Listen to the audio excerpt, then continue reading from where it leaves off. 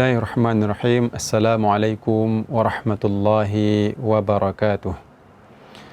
Alhamdulillah, wassalatu wassalamu ala sayyidina Rasulillah wa alihi wa sahbihi wa mawalah.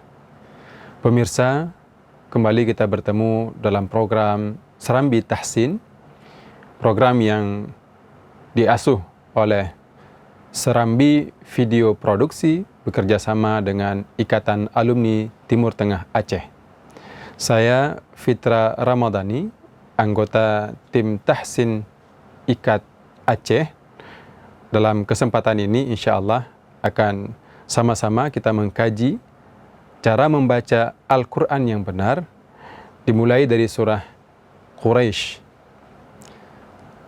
Sebagaimana biasa, sebelumnya kami bacakan ayat terlebih dahulu, baru setelah itu kita mulai mempelajari, mengkaji cara membacanya yang benar ayat per ayat.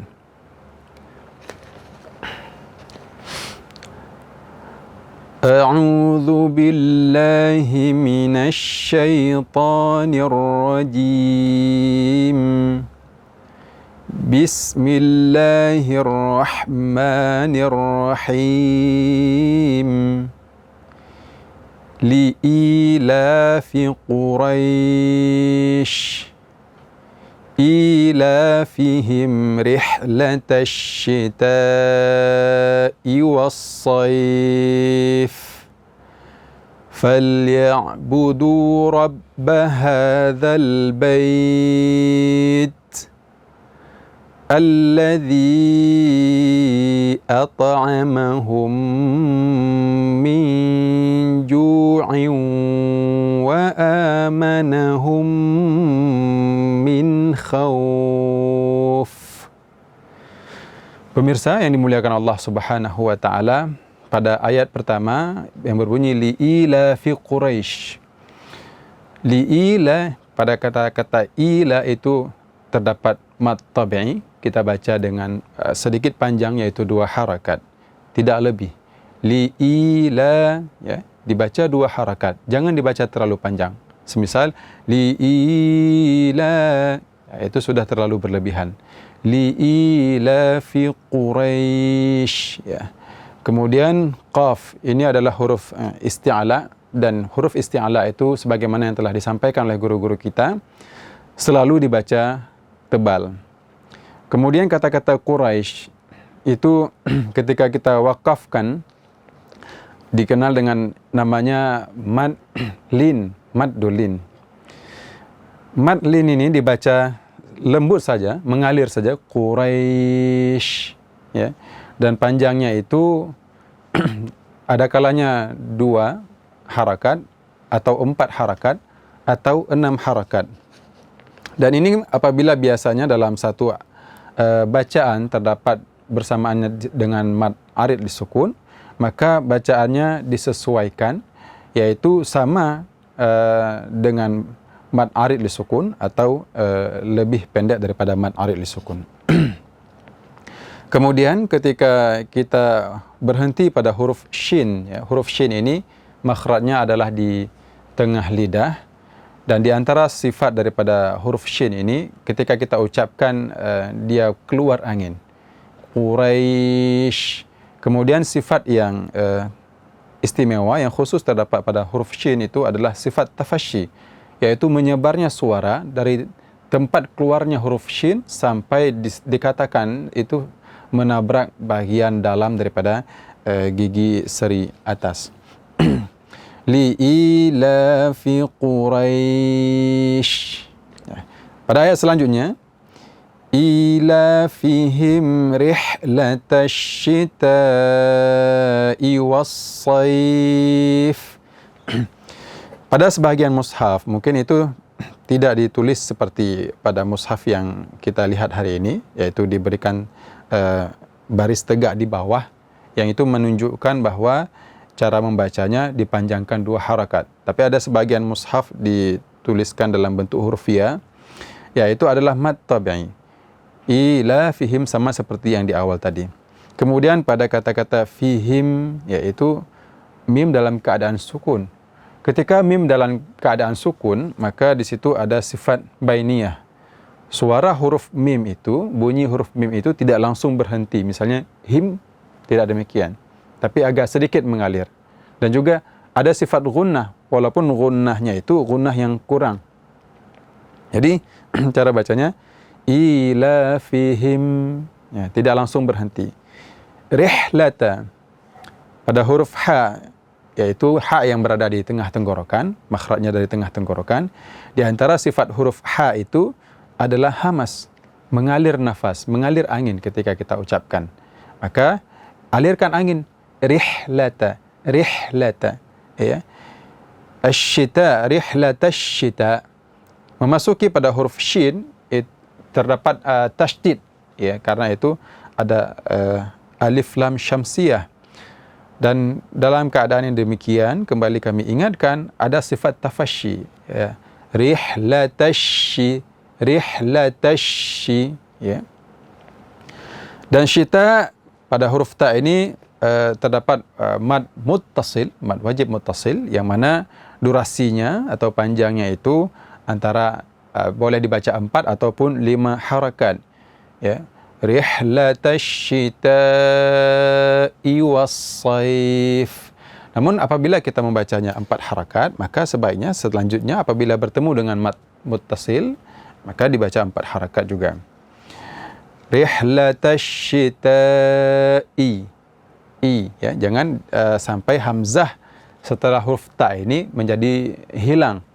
Seperti misalnya baca rihlatasyita'i yiwa, diganti dengan huruf ya, ya. Kemudian pada kata-kata was-saif, ya, was-saif, huruf sad, ya, punya sifat safir, yaitu ada suara seperti kalau disebutkan di dalam kitab-kitab itu seperti hewan yang terbang. Dan khusus pada huruf sad itu disebutkan lagi seperti sautu al-iwaz, ya, yaitu seperti suara iti angsa, ya. Was-saif, ya. Dan juga di ujung ini ada mad lin, ya, dan diakhiri dengan huruf fa yang disukunkan karena waqaf. Di antara sifat daripada huruf fa itu adalah mengalirnya angin, ya. Was-saif, saif. Kalau tidak kita alirkan, maka akan sulit untuk diucapkan fa dengan benar. Misalnya, ya, was-saif, was-saif, ya. Jadi tidak sempurna bunyi daripada huruf fa tersebut. Pada ayat selanjutnya, yaitu ayat ketiga, falyabudu, falyabudu, ya. Huruf ain yang sukun itu akan nampak sifat bainiyahnya. Sifat bainiyah ini adalah suaranya sedikit mengalir kemudian baru berhenti. Jadi tidak langsung falyabudu, tidak. Karena memang bawaan daripada huruf ain ini yaitu sifat bainiyah. Ya, jadi dia tidak langsung berhenti. Falyabudu.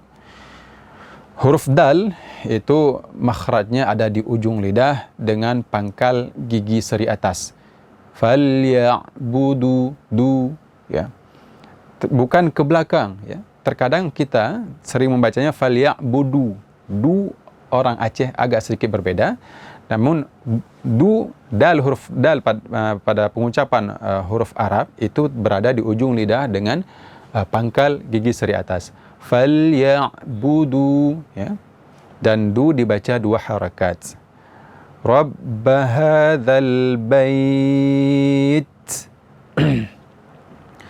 Rabb hadzal bait. Ha itu dibaca 2 harakat. Kemudian ketika hadzal bait, ya, ada mad lin juga, ya. Kita sudah sebutkan di awal, apabila kita membacanya 2 harakat maka dibaca 2 harakat. Apabila kita membaca 4 harakat maka selanjutnya juga 4 harakat. Dan apabila kita membaca 6 harakat maka selanjutnya juga 6 harakat. Dan itu juga nanti disesuaikan dengan mad arid disukun sebagaimana telah kita sampaikan tadi. Ketika pada ayat ketiga ini kita lihat huruf yang disukunkan itu adalah huruf ta. Huruf ta ada 2 sifat yang bisa yang menonjol, yaitu ada sifat syiddah dan juga ada sifat hamas, atau dalam bahasa yang lain, di satu sisi bunyi huruf tersebut harus segera berhenti, tapi di satu sisi lain harus juga dialirkan nafas. Maka dalam keadaan yang demikian, yaitu kita hentikan dulu suaranya, kemudian baru kita alirkan nafas. Misalnya, hadzal bait, bait, ya, yang keluar adalah nafas. Jangan sampai nanti yang keluar itu adalah bunyi daripada huruf sin. Misalnya, ya hadzal bait, yaitu sin, ya, keluar, yang bunyi yang keluar tadi sin, tapi yang semestinya keluar itu adalah nafas atau angin. Pada ayat yang keempat, alladzi at'amahum, alladzi, huruf dzal itu berada di ujung lidah dengan ujung gigi seri atas, dan ujung lidah itu agak keluar sedikit, dzi, ya. Dan sebagaimana telah disebutkan oleh guru-guru kita sebelumnya, bahwa hendaknya kita membaca Al-Quran, kita sempurnakan harakatnya. Nah, ketika harakatnya itu baris bawah atau kasrah, maka dibaca dengan seperti orang tersenyum, dzi, namun juga tidak terlalu berlebihan, alladzi. Kemudian setelah dzi tersebut ada huruf hamzah, yang mana apabila terdapat pada dua kata yang berbeda, maka di situ berlaku yang namanya mad jaiz munfasil. Dan durasi daripada mad jaiz munfasil itu dibaca 4 atau 5 harakat. Alladzi ata, ya. Setelah itu ada huruf ta yang sukun. Huruf ta ketika dia dalam keadaan sukun, maka berlaku di situ sifat qalqalah. Sifat qalqalah itu pada huruf ta, ya, karena huruf ta ini adalah huruf yang tebal, maka qalqalahnya juga ikut tebal. Namun ketika kita ucapkan qalqalah itu jangan disertai dengan bunyi harakat, baik fathah atau dhammah ataupun kasrah. Alladzi at'amahum, ata'a, ya, kemudian ain, at'amahum. Mim sukun dan di depannya juga ada mim. Ini dibaca dengan berdengung, gunnah, dan dengungnya ini merupakan dengung yang paling panjang, ya, akmal matakun. At'amahum min ju', ya. Kemudian min ju', nun sukun bertemu dengan huruf jim, ya, maka dibaca dengan ikhfa, atau bunyi nunnya itu disamar-samarkan, ya, tidak dijelaskan seperti waktu idhar, juga tidak dihilangkan dan dimasukkan ke huruf jim seperti idgham, dan artinya di tengah-tengah. Dan cara mengucapkannya seperti ini, mi ju', dan disertai juga dengan dengung. Tentu durasi dengungnya itu di bawah daripada durasi dengung ketika tasydid di atas mim tadi. Ya, at'amahum min ju'. Kalau kita waqaf di sini, maka berlaku yang namanya mad arid lisukun, yang durasinya itu 2, 4 atau 6. Kalau kita di dalam satu bacaan itu ada mad jaiz, mad lin dan juga mad arid lisukun, maka durasi mad arid lisukun itu tidak boleh lebih pendek daripada mad lin, ya. Wa amanahum, ya, ketika kalau kita wakaf di sini, kalau kita sambung misalnya, ya, min ju'in, maka tidak berlaku mad arid lisukun, tapi yang berlaku di situ adalah idgham bi gunnah. Bagaimana idgham bi gunnah?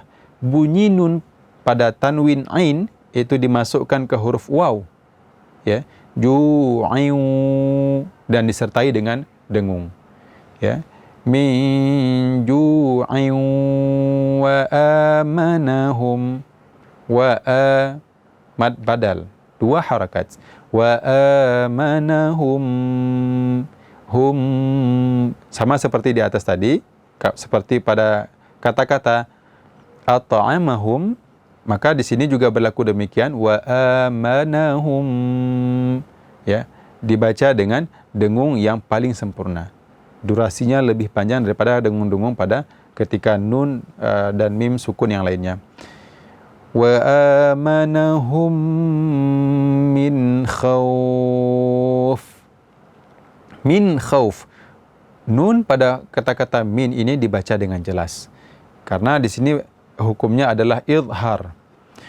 Dan kha yaitu huruf yang berada di tenggorokan, tepatnya di tenggorokan yang paling atas. Ya, hampir bertemu dengan lidah. Khauf, dan dia merupakan huruf isti'la dan selalu dibaca tebal. Kemudian sama seperti ayat-ayat sebelumnya diakhiri dengan mad lin. Ya, maka dibiarkan saja mengalir. Min khauf. Ya. Kemudian ditutup dengan huruf fa yang disukunkan, ya, karena waqaf. Maka ketika fa disukunkan karena waqaf ini, kita mengucapkan huruf fa-nya itu dengan berangin, keluar angin, hamas. Min khauf, ya. Dan makhraj daripada huruf fa yaitu ada di ujung gigi seri atas dengan bagian dalam bibir bawah. Jadi tidak tertutup kedua bibir. Jangan dibaca min khauf. Ya. Itu bukan makhraj daripada huruf fa, tapi min khauf. Baik, alhamdulillah kita telah menyelesaikan surat Quraisy.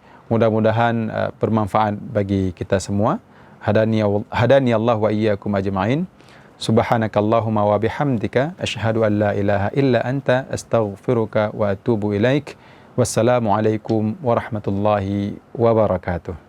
Bismillahirrahmanirrahim. Assalamualaikum warahmatullahi wabarakatuh.